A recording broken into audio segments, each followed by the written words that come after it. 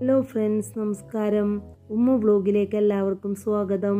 എന്താണ് എല്ലാവരുടെ വിശേഷം? സുഖമല്ലേ എല്ലാവർക്കും? അപ്പോൾ നമുക്കിന്ന് ടേസ്റ്റി ആയിട്ടുള്ള ബീഫ് കൊണ്ട് ഒരു പപ്സ് ഉണ്ടാക്കാം അല്ലേ? അപ്പോൾ അതിന് ഞാനിവിടെ ഒരു 250 ഗ്രാം ബീഫ് എടുത്ത് നല്ലപോലെ വൃത്തിയാക്കിയതിന് ശേഷം ഉപ്പും മഞ്ഞളും കുരുമുളകും ഇട്ട് വേവിച്ച് ഗ്രേറ്റ് ചെയ്ത് വെച്ചിട്ടുള്ളതാണ്. പിന്നെ 2 സവാള ചെറുതാക്കി കൊത്തിയരിഞ്ഞതും, കുറച്ച് ചുമന്നുള്ളിയും, ഒരു ചെറിയ കഷ്ണം ഇഞ്ചിയും, 3 പച്ചമുളകും, 6 വെളുത്തുള്ളിയും എടുത്തിട്ട് അതൊന്ന് ചതച്ചെടുത്തിട്ടുണ്ട്.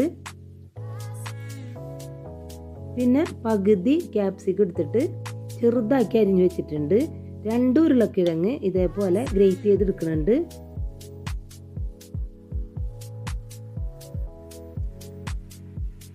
ഇനി ഒരു പാൻ അടുപ്പത്ത് വെച്ച് അതിലേക്ക് വെളിച്ചെണ്ണ ഒഴിച്ചു കൊടുത്തിട്ടുണ്ട്. അപ്പോൾ നല്ലപോലെ ചൂടായതിന് ശേഷം നമ്മൾ അരിഞ്ഞു വെച്ച സവാളയും കുറച്ച് ഉപ്പും ഇട്ട് കൊടുത്ത് നല്ലപോലെ ഇളക്കിയൊക്കെ കൊടുക്കുന്നുണ്ട്. അപ്പോൾ അതൊന്ന് ചെറുതായിട്ടൊന്ന് വാടിയാൽ മതി, ഭയങ്കരമായിട്ട് മൂപ്പിച്ചൊന്നും എടുക്കണ്ട കേട്ടോ. അതൊന്ന് ചെറുതായിട്ട് തന്നെ വാടി വന്നിട്ടുണ്ട്. അതിലേക്ക് നമ്മൾ ചതച്ച് വെച്ചില്ലേ ഉള്ളിയും വെളുത്തുള്ളിയും ഇഞ്ചിയും പച്ചമുളകും, അതും ഇട്ട് കൊടുത്തിട്ടുണ്ട്. അതും നല്ലപോലെ തന്നെ ഒന്ന് എല്ലാം കൂടി ഇളക്കിയൊക്കെ യോജിപ്പിച്ചിട്ടുണ്ട്. അതും ഒന്ന് വാടി വന്നിട്ടുണ്ട്. അപ്പോൾ ആ സമയത്ത് 1/2 ടീസ്പൂൺ മുളക് പൊടി, 1/4 ടീസ്പൂൺ മഞ്ഞൾപ്പൊടി, 1/4 ടീസ്പൂൺ ഗരം മസാലപ്പൊടി, 1/4 ടീസ്പൂൺ കുരുമുളക് പൊടി ഇട്ട് കൊടുത്തിട്ടുണ്ട്.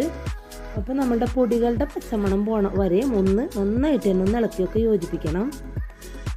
അപ്പോൾ അത് നല്ല പോലെ തന്നെ ആയി വന്നിട്ടുണ്ട്. ഇനി അതിലേക്ക് നമ്മൾ അരിഞ്ഞു വെച്ച ക്യാപ്സിക്കം ഉണ്ടല്ലോ, അതും ഇട്ട് കൊടുത്തിട്ടുണ്ട്. പിന്നെ ഉരുളക്കിഴങ്ങും ഇട്ട് കൊടുത്തിട്ടുണ്ട് കേട്ടോ. എല്ലാം കൂടി നല്ല പോലെ തന്നെ ഒന്ന് ഇളക്കിയൊക്കെ യോജിപ്പിച്ചിട്ടുണ്ട്. അപ്പോൾ നമ്മളൊരു മിനിറ്റൊക്കെ ഒന്നിങ്ങനെ നല്ലപോലെ ഇളക്കി കൊടുക്കുമ്പോൾ തന്നെ ഉരുളക്കിഴങ്ങ് വെന്ത് ചേർന്നോളൂ കേട്ടോ മസാലയിൽ. ഇനി നമ്മൾ എടുത്തു വെച്ച ബീഫും കൂടി അതിലേക്ക് ഇട്ട് കൊടുത്തിട്ടുണ്ട്. ഇനി അതിലേക്ക് കുറച്ച് കറിവേപ്പിലയും ഇട്ട് കൊടുത്തിട്ട് എല്ലാം കൂടി നല്ല പോലെ തന്നെ ഒന്ന് ഇളക്കിയൊക്കെ യോജിപ്പിച്ചിട്ടുണ്ട് ഞാൻ. ഇനി അടുപ്പത്തുനിന്ന് അത് മാറ്റി വെച്ചിട്ടുണ്ട്, ഒന്ന് ചൂടാറട്ടെ കേട്ടോ. പിന്നെ ഞാനിവിടെ സമൂസ ഷീറ്റാണ് എടുത്തിട്ടുള്ളത്. അപ്പോൾ ഒരു ഷീറ്റ് ഞാൻ എടുത്തിട്ട് അതിലേക്ക് നമ്മൾ മൈദപ്പൊടിയും ഉപ്പും വെള്ളവും കൂടി മിക്സ് ചെയ്ത് വെച്ചിട്ടുള്ളതാണ്. അത് ആദ്യം പരട്ടി കൊടുത്ത് അതിൻ്റെ മേലെ ഒരു ഷീറ്റും കൂടി വെച്ച് കൊടുത്തിട്ട് നടുക്ക് നമ്മൾ ഉണ്ടാക്കിയ മസാല വെച്ച് കൊടുത്തിട്ടുണ്ട്. എന്നിട്ട് എല്ലാ ഭാഗത്തും നമ്മൾ മൈദ കൊണ്ട് ഉണ്ടാക്കിയ മിക്സിയിലെ അതിങ്ങനെ പരട്ടി കൊടുത്തിട്ട് എല്ലാം ഇതേപോലെ ഒന്ന് മടക്കി കൊടുക്കുന്നുണ്ട്. കണ്ടില്ലേ, നമ്മളുടെ പപ്സ് റെഡി ആയിട്ടുണ്ട്. ഞാൻ ഒരെണ്ണം കൂടി കാണിച്ചു തരാം കേട്ടോ. ഒരു ഷീറ്റ് എടുത്ത് അതിലേക്ക് നമ്മൾ മിക്സ് ചെയ്ത് വെച്ച മൈദയുടെ കൂട്ട് പരട്ടി കൊടുത്തിട്ടുണ്ട്. എന്നിട്ട് നടുക്ക് ഇതേപോലെ ഒരു ഷീറ്റും കൂടി വെച്ച് കൊടുത്ത് അതിലേക്ക് നമ്മളുടെ മസാല വെച്ച് കൊടുത്തിട്ടുണ്ട്. ഇനി എല്ലാ ഭാഗത്തും ഇതേപോലെ അത് പരത്തി കൊടുക്കുന്നുണ്ട്.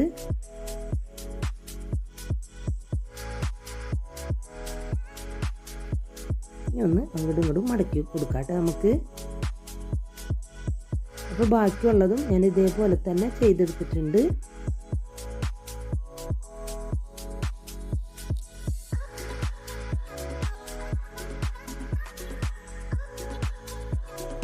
ഞാനൊരു ചീനച്ചട്ടി അടുപ്പത്ത് വെച്ച് അതിലേക്ക് വെളിച്ചെണ്ണ ഒഴിച്ച് കൊടുത്തിട്ടുണ്ട്. വെളിച്ചെണ്ണ നല്ല പോലെ ചൂടായി വന്നപ്പോൾ നമ്മുടെ പപ്സ് ഓരോന്നായിട്ട് അതിലേക്ക് ഇട്ട് കൊടുത്തിട്ടുണ്ട്.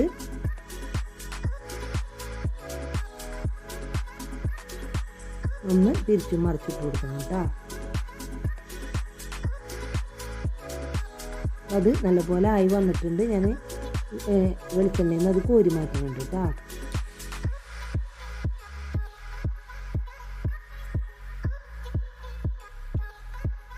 അപ്പോൾ ബാക്കിയുള്ള പപ്സും ഞാൻ ഇതേപോലെ തന്നെ പൊരിച്ചെടുക്കുന്നുണ്ട്.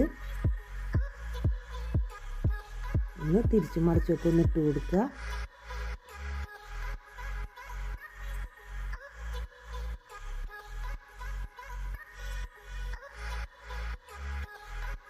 അപ്പോൾ ബാക്കിയുള്ള എല്ലാ പപ്സും ഞാൻ ഇതേപോലെ തന്നെ പൊരിച്ചെടുത്തിട്ടുണ്ട്. അപ്പോൾ നല്ല ടേസ്റ്റി ആയിട്ടുള്ള ബീഫ് പപ്സാണ്. അപ്പോൾ നിങ്ങൾ വീട്ടിലിത് ചെയ്ത് നോക്കണം, കുട്ടികൾക്കൊക്കെ തീർച്ചയായിട്ടും ഇഷ്ടപ്പെടും. എന്നിട്ട് ഇതിൻ്റെ അഭിപ്രായം കമൻറ്റിലൂടെ എന്നെ അറിയിക്കുകയും വേണം. അപ്പോൾ എൻ്റെ ചാനൽ ആദ്യമായിട്ട് കാണുന്നവരാണെങ്കിൽ എന്നെ സബ്സ്ക്രൈബ് ചെയ്യാനും ലൈക്ക് ചെയ്യാനും ഷെയർ ചെയ്യാനും മറക്കരുതേ. എന്നെ സപ്പോർട്ട് ചെയ്യണേ. അപ്പോൾ അടുത്തൊരു വീഡിയോ ആയിട്ട് ഞാൻ വരുന്നതാണ്. എൻ്റെ വീഡിയോ കാണുന്ന എല്ലാവർക്കും നന്ദി, നമസ്കാരം.